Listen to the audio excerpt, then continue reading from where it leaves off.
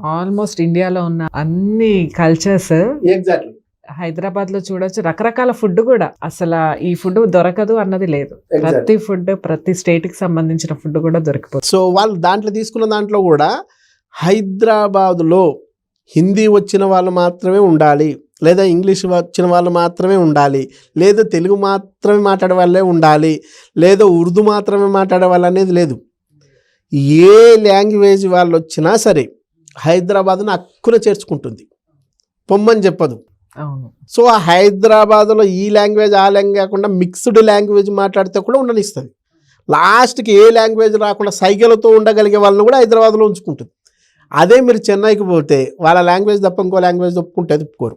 బెంగళూరుకి పోతే అదే పరిస్థితి, లేదా కేరళకు పోతే అదే పరిస్థితి. కానీ ఇక్కడ ఆ పరిస్థితి లేదు. కాబట్టి లాంగ్వేజ్ పరంగా కానీ కల్చర్ పరంగా మీరు ఏ వేషాధారణతో ఉన్నా హైదరాబాద్ పొమ్మని చెప్పద్దు, రమ్మనే ఆహ్వానిస్తుంది. సో ఇట్లా ఈ ఈక్వేషన్లో తీసుకున్నప్పుడు హైదరాబాదే అన్నిటితో పోలిస్తే ది బెస్ట్ అని చెప్పేసి ప్రకటించింది మెర్జర్ అనే సంస్థ. దీనివల్ల హైదరాబాద్ గ్లోబల్లో ఏదైతే ఇండియా నుంచి హైదరాబాద్ గ్లోబల్లో నంబర్ 1 సిటీగా రూపాంతరం చెందుతుంది. ఇది భవిష్యత్తులో నా అంచనా ప్రకారం వచ్చే ఈ 10 సంవత్సరాల్లో గ్లోబల్లో ఇండియా నుంచే కాదు ఎంటైర్ వరల్డ్ నుంచి హైదరాబాద్ నంబర్ 1 అయినా ఆశ్చర్యపోయే అవకాశం లేదు.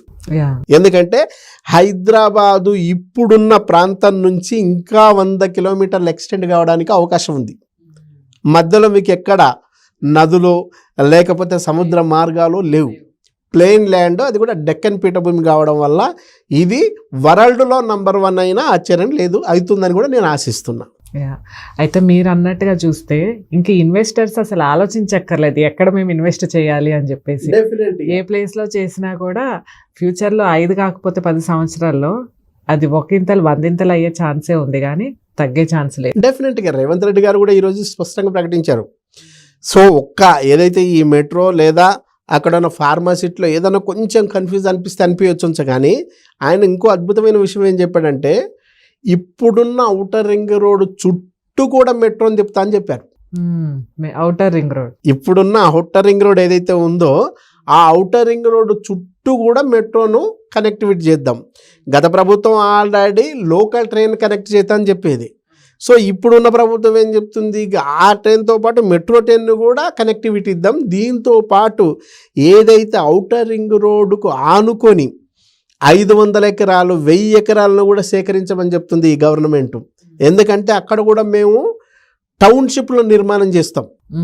ఏదైతే పూరంబోకు ల్యాండ్ వ్యవసాయంకు సంబంధించిన ల్యాండ్ కాకుండా చెట్లు గుట్టలతో నిండి ఉండి పూరంబోక్ అంటే వ్యవసాయానికి యోగ్యంగాని ల్యాండ్ ఏదన్నా ఉంటే ఆ ల్యాండ్ను కూడా మీరు చూపిస్తే అక్కడ కూడా పెద్ద పెద్ద టౌన్షిప్ నిర్మాణం చేసి హైదరాబాద్ మీద ఉన్న ట్రాఫిక్ బర్డెన్ కానీ ఏ బర్డెన్ కూడా లేకుండా చేయడానికి అక్కడ టౌన్షిప్లు నిర్మాణం చేస్తాం హెచ్ఎండిఏతో కలిసి అని కూడా చెప్తుంది.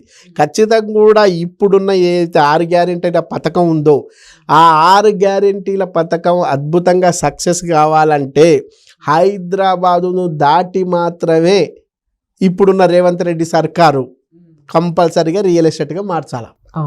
లేదనుకుంటే ఆ 6 గ్యారెంటీ పథకాలు వచ్చే అవకాశం సక్సెస్ కావడానికి స్కోపే లేదు. డెఫినెట్గా రెవెన్యూ కావాలా. ఇంకా నా అంచనా ప్రకారం ఓన్లీ హైదరాబాద్ కాకుండా తెలంగాణలోని అన్ని జిల్లా హెడ్ క్వార్టర్స్లో కూడా ఖచ్చితంగా రేవంత్ రెడ్డి సర్కారు ఈరోజు గవర్నమెంట్తో టైఅప్ అయి హెచ్ఎండి అయిపోయి డెఫినెట్గా వెంచర్లు వేయాల్సిందే. అట్లా వేస్తేనే గవర్నమెంట్కి రెవెన్యూ వచ్చే అవకాశం ఉంది. ఇక్కడ భూములు కూడా పెద్ద ఎత్తున ఏం లేవు. ఇప్పుడు మీకు ప్రత్యామ్నాయంగా ఉన్న భూములు ఏమైనా ఉంటావంటే ఖచ్చితంగా అది రంగారెడ్డి జిల్లాలో, లేదనుకుంటే మహబూబ్ నగరు, కాదనుకుంటే వరంగల్, కరీంనగర్, సిద్దిపేట లాంటి ఏరియాలో కంపల్సరీ పోవాల్సిందే. 2 టైర్ సిటీస్ అనుకుంటున్న ఈ నగరాలు ఏదైతే డిస్ట్రిక్ట్ హెడ్ క్వార్టర్స్ ఉన్నావో వాటికి డెఫినెట్గా వెళ్ళాల్సిందే. అది తప్ప ఇంకో గత్యంతరం లేదు. అదే అక్కడ అలా చేస్తేనే ఆ రెవెన్యూ వస్తే అక్కడ డెవలప్మెంట్ అవుతుంది కంపల్సరీ.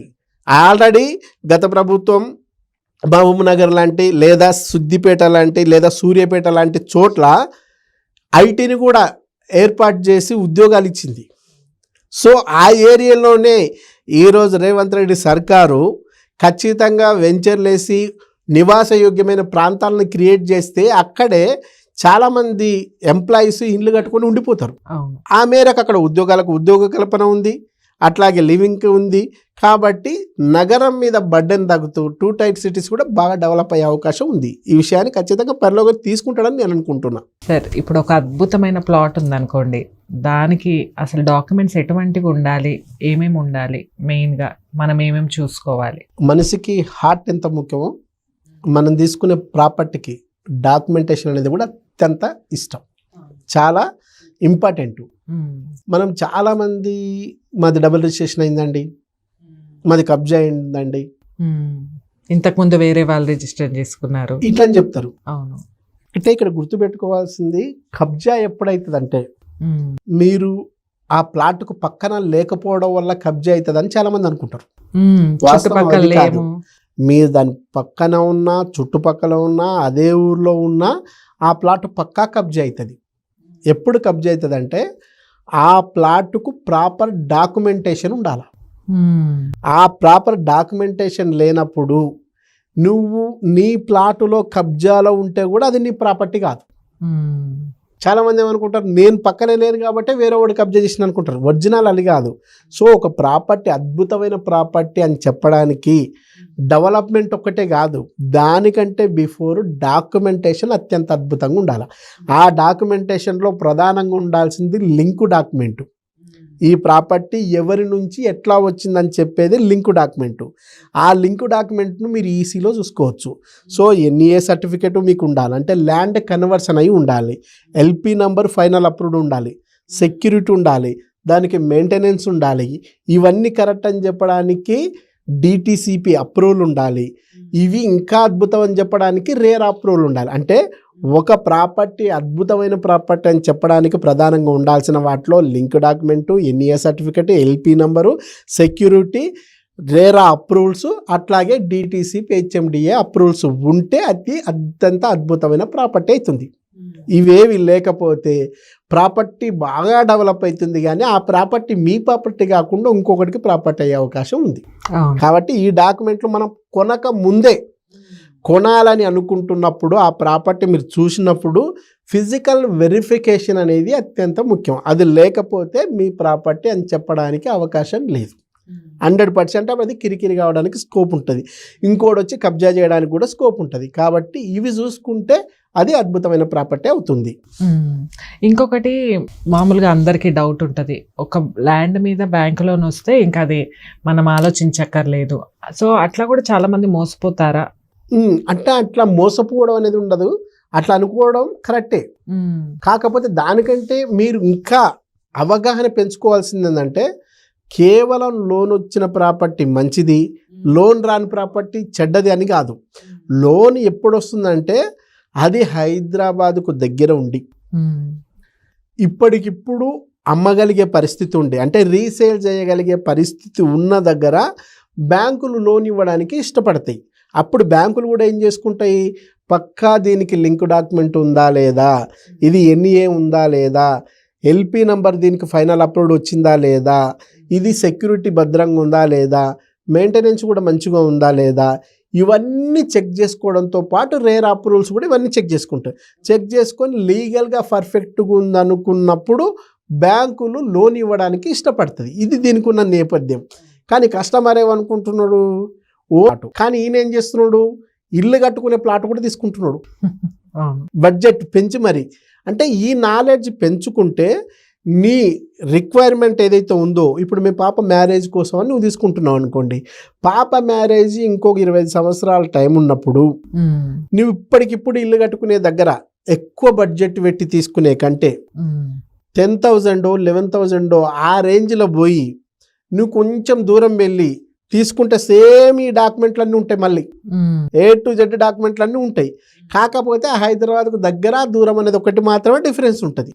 కానీ ఈడ తీసుకోగలిగితే నీకు ఇక్కడ వచ్చిన 150 గజాల ప్లేస్లో ఆడ దాదాపు 400 గజాల ప్లేస్ వస్తుంది. ఎందుకంటే హైదరాబాద్కు దగ్గర ఉన్న దాదాపు 30,000 40,000 గజం ఉంటుంది. కానీ దూరం వెళ్ళి తీసుకుంటే 10,000 కదా. అట్టప్పుడు నీకు 10-20 సంవత్సరాలప్పుడు మీ పాప మ్యారేజ్ అనుకునేటప్పుడు తీసుకుంటే అది దాదాపు ఇక్కడ పెరిగినది ₹1,00,000 గజం అనుకుంటే ఆడ పెరిగింది 50,000 గజం వేసుకున్నా కూడా నీకు 400 గజాల మీద ఏ రేంజ్లో ఉంటుంది డెవలప్మెంట్? చాలా. ఆ డిఫరెన్స్ అంటే తెలిసి ఉండాలి. అందుకే నేను డాక్యుమెంట్ల మీద లేదా మీ ప్రాపర్టీకి సంబంధించిన దాని మీద మీ ఫీల్డ్లో మీరు హీరో కాదనం.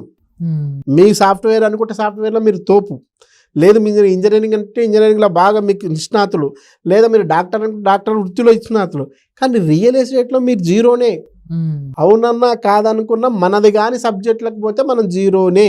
మన సబ్జెక్ట్లోనే మాత్రమే మనం హీరో, అదర్ సబ్జెక్ట్లో మనం జీరో. అదర్ సబ్జెక్టుల మీద కూడా మనం హీరో కావాలనుకుంటే తెలుసుకోవాలి. తెలుసుకుంటే రైట్ ఏదో రాంగ్ ఏదో తెలుస్తుంది. అట్లా తెలుసుకున్నప్పుడే మనం రైట్గా ముందుకెళ్తాం. ముందుకెళ్ళినప్పుడే మనకు ప్రాఫిట్స్ ఎక్కువ వస్తాయి.